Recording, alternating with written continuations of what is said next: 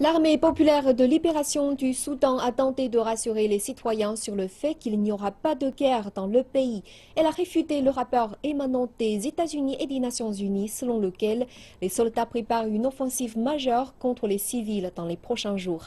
L'armée maintient qu'elle ne fera que répondre en situation de légitime défense si ses positions sont attaquées. Mais on craint que les tensions ethniques ne se répandent dans tout le pays. Les États-Unis et l'ONU ont accusé l'armée du Soudan du Sud de se préparer à une offensive dans l'État d'Équatoria central pendant la saison sèche, une affirmation que l'armée a rejetée. Ce dont on parle, c'est d'un génocide. Ce que les gens disent à propos d'un génocide qui serait sur le point d'être commis n'est pas vrai. Personne n'acceptera qu'un génocide ait lieu et d'en être responsable.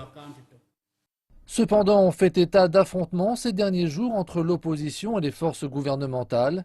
L'armée du Soudan du Sud accuse le groupe d'opposition de Riek Machar de lancer des attaques discontinues contre ses positions.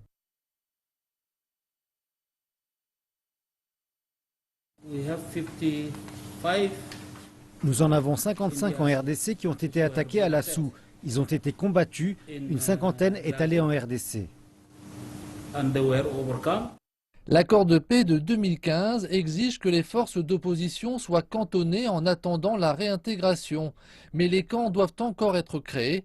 L'organe de l'Union africaine mandaté pour surveiller la mise en œuvre de l'accord de paix de 2015 affirme que dans les camps, les forces de l'opposition ont besoin d'argent, mais ces fonds ne sont pas actuellement disponibles.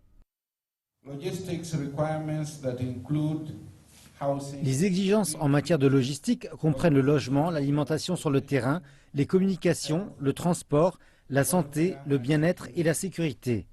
Il est très clair que le cantonnement exigera une vaste planification, coordination et coopération au sein des parties.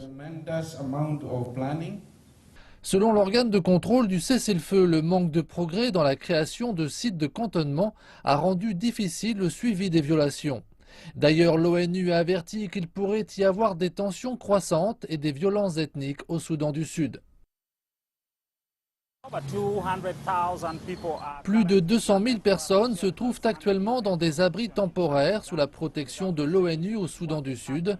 Le gouvernement assure travailler du mieux qu'il le peut pour assurer le retour de la paix dans le pays et des personnes déplacées dans leur foyer. Mais cette opération coûtera cher et le gouvernement affirme ne pas avoir les fonds. Par conséquent, pour beaucoup ici, l'attente continue en attendant l'amélioration de la situation sécuritaire.